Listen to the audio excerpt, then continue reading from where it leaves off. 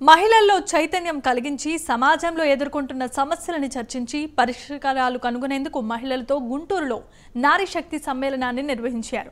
వివిధ రంగాలకు చెందిన సుమారు 1500 మంది మహిళలతో నిర్వహించిన నారీ శక్తి సమ్మేళనానికి వివిధ ప్రాంతాల నుంచి మహిళలు తరలివచ్చారు.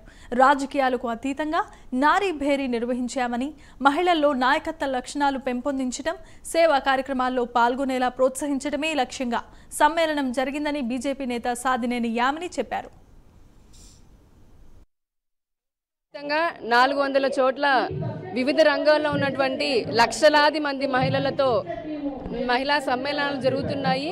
మహిళా సమన్వయం అనే సంస్థ ఆధ్వర్యంలో ఈ సమ్మేళనాలు జరుగుతున్నాయి.